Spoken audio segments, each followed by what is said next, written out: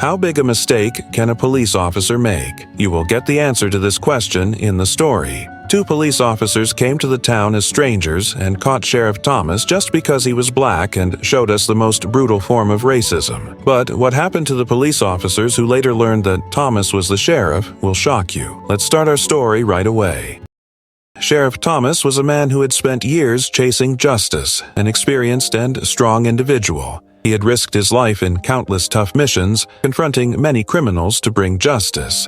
Now, with retirement in sight, he was once again called to duty for one last time. He felt both excitement and sorrow. This was the end for him, but also a new beginning. His final mission would take him to one of the most dangerous towns in America. The town was notorious for its crime rates, gangs, drug dealers, stolen goods, and missing people.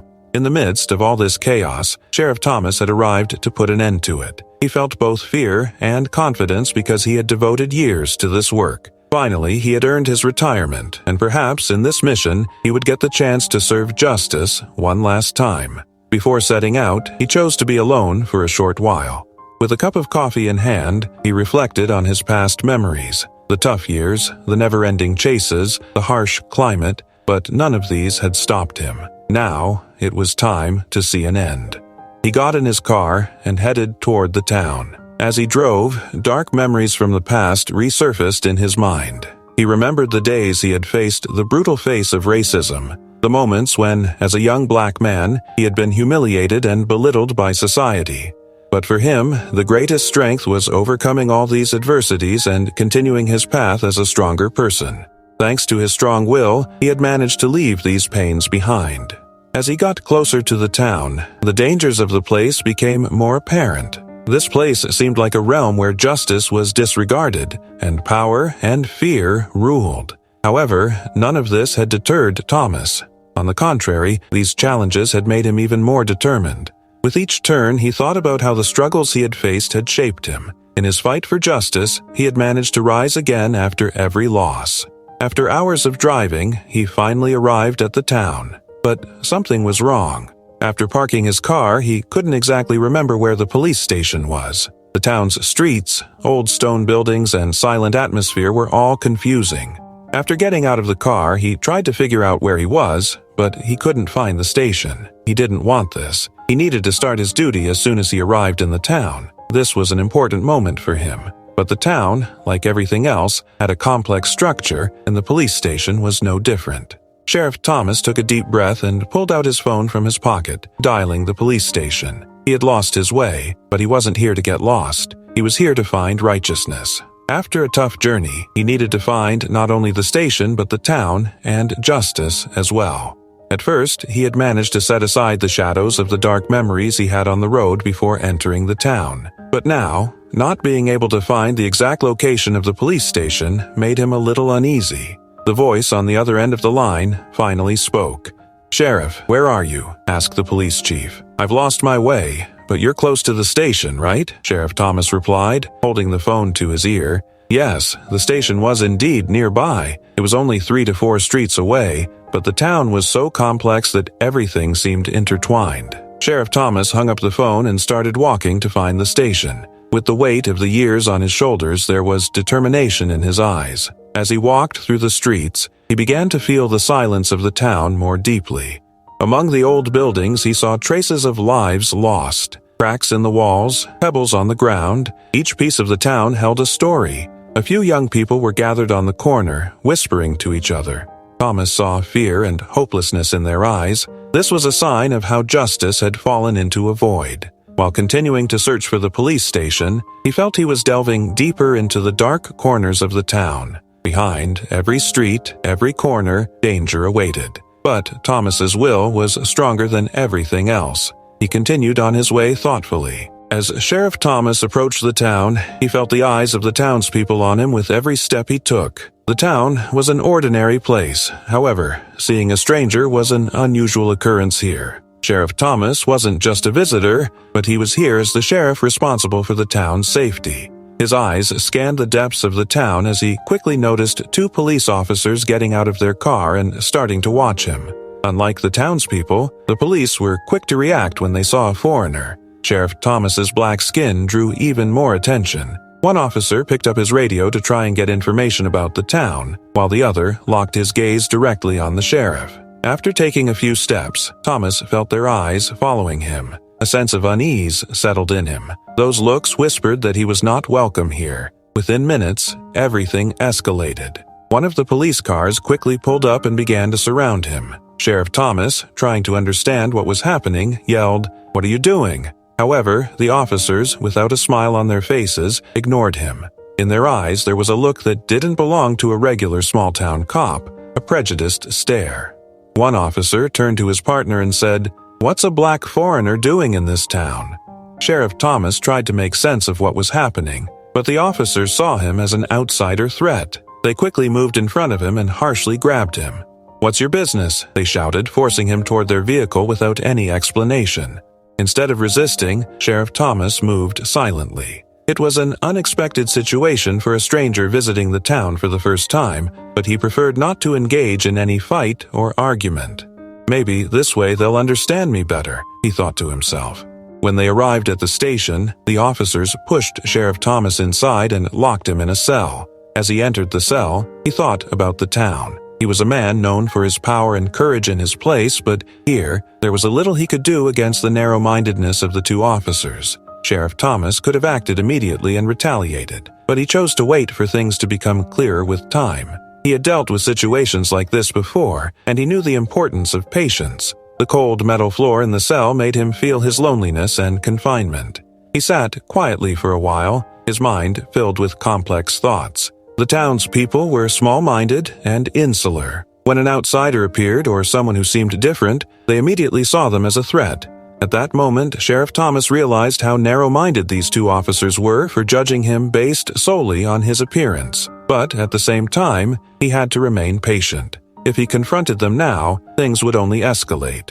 In his mind, he thought about the town. It was a place that wanted everything to be orderly and familiar. But differences sometimes made people stronger. Sheriff Thomas had come here to bring justice and show people what was right. Despite his anger and frustration, he chose to wait silently. He knew that time would reveal the right moment, and everything would fall into place.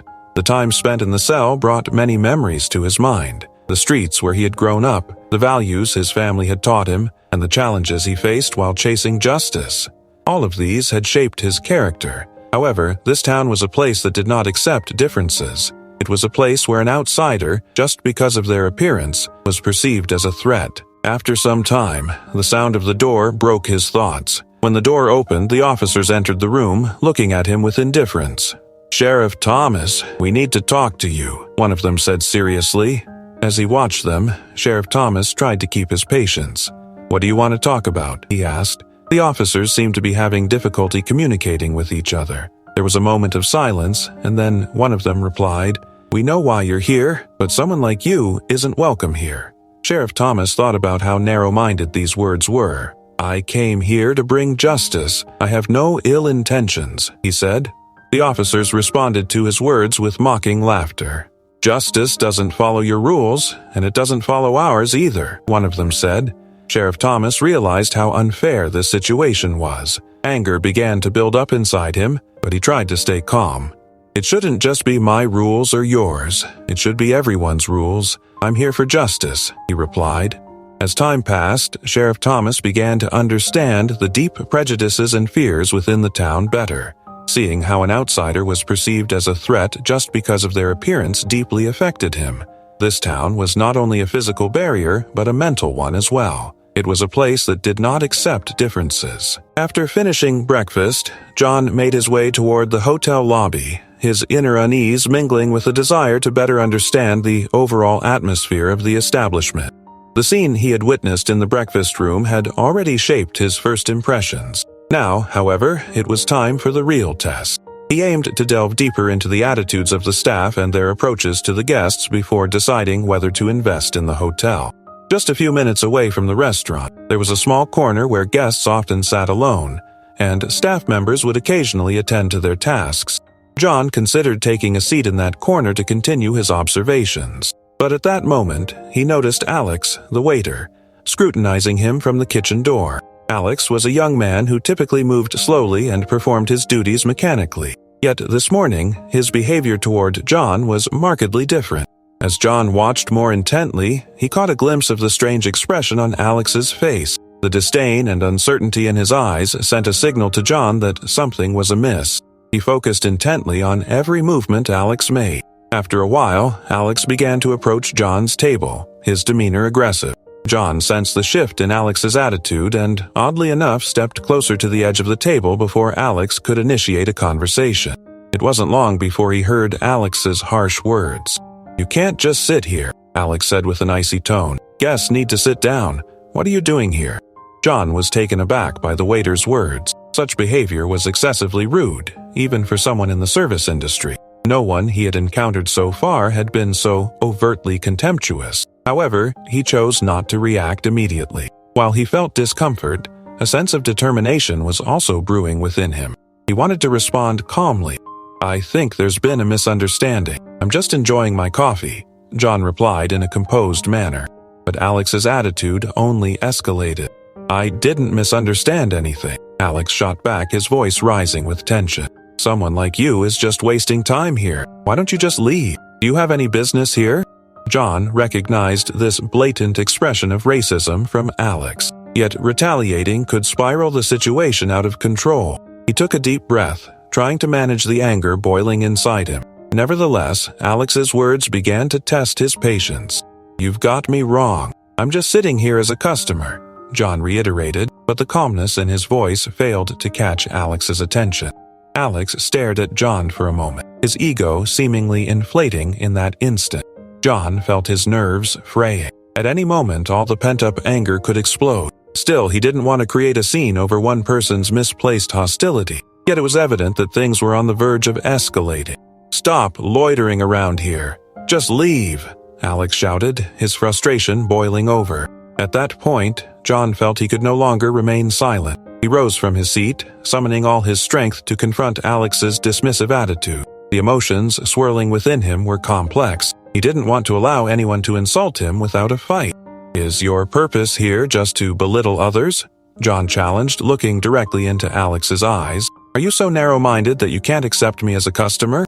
Alex paused, momentarily stunned. But soon, he reacted with anger. "Am I supposed to ask you what to do here? What's someone like you doing in this hotel? Not everyone has to see you." John had finally reached his breaking point. The conversation was escalating into a full-blown confrontation. Just then, a fellow staff member rushed over from the kitchen, attempting to intervene and de-escalate the situation.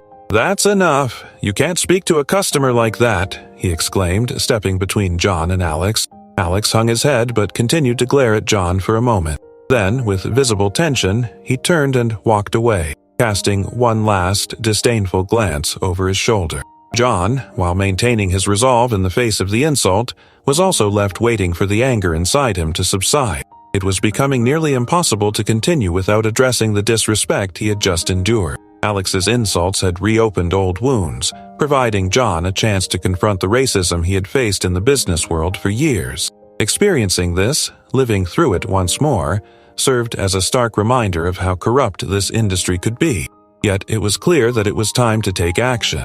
John wanted to channel his anger in a constructive way, but first he needed to learn more about the true nature of this hotel and its atmosphere. That evening, after their long walk in the park, Olivia and Elon sat down at a cafe. They shared their lives, their pasts, and their dreams with each other. Olivia spoke about the hardships she had faced and the struggles she had endured to build her career. Elon, with a sorrowful look in his eyes, shared the merciless realities that life had thrown at him. Though they came from completely different worlds, that night they clung to each other's stories. As they sipped their coffees in silence, they lost track of time. At first, they had seemed like strangers to one another, but as the evening progressed, their bond grew stronger. Elon started to open up more to Olivia, speaking about the shadows of his past and the disappointments he had faced. Olivia, while feeling honored to be part of such a sincere and heartfelt conversation, sometimes found herself in an unfamiliar world. Their lives were so different that, at times, this conversation felt completely foreign to her. Yet, on the other hand, it gave her life a new meaning. Recognizing the depth of their connection, Olivia savored the moment. After a while, Olivia smiled and said, "I think we should spend more time together, don't you?" Elon gave a small smile, and a sense of ease appeared in his eyes. "Yes, time is passing so quickly," he replied. As his eyes met Olivia's, they silently shared a few more moments. The hours they spent at the cafe, simply being in each other's presence, brought them both an unexpected sense of happiness. Spending time together didn't just change their perspectives, it made every moment of life feel more meaningful. Looking into Olivia's eyes, Elon said, "Thank you so much. Talking to you has been wonderful." Olivia couldn't quite put her feelings into words, but she understood exactly what he meant. "Thank you too," she replied. "I never planned to spend so much time with you, but it turned out to be incredibly meaningful." After a while, the air outside had become noticeably colder. Olivia pulled out her phone and checked the time. It was already late. Looking at Elon, she said, "I think we should call it a night. I have to wake up early tomorrow morning." Elon nodded slightly and said, "Of course. But before we part ways, I just want to say one more thing. I'm truly grateful to have met you and spent time with you."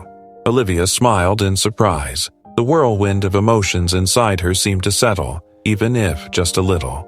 She knew she would never forget this night, because the bond they had formed was something far deeper than mere friendship.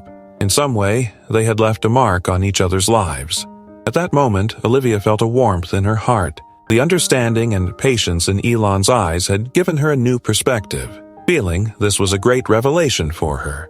The next morning, Olivia's day began differently. The first rays of sunlight helped ease the emotional intensity she had carried from the night before. As she thought about the evening and how precious the time they had spent together was, she realized how much it had lightened the weight of her struggles and heartbreaks. That was why, as she started her day, she felt a little more optimistic. However, that morning, Olivia was about to encounter something that would change her life in an instant. Around 10 a.m., there was a knock on her door. She hurried to open it and found herself face to face with a group of well-dressed men in suits. Her heart began to race. The men stood at her doorstep, and Olivia had no idea who they were. One of them stepped forward and introduced himself. "Good morning. We are Mr. Musk's attorneys. We need to deliver this envelope to you." As Olivia listened in shock, they carefully handed her the envelope. A flood of questions filled her mind. "Mr. Musk? Elon Musk? But that's impossible. The man I met was just Elon, and he was homeless." The envelope had only one thing written on it, Mr. Musk. Olivia hesitated for a moment before opening it. As she read the contents, she realized that her entire world was about to change. One of the lawyers summarized the letter. "If you like the story, don't forget to like the video and subscribe to my channel for more story videos.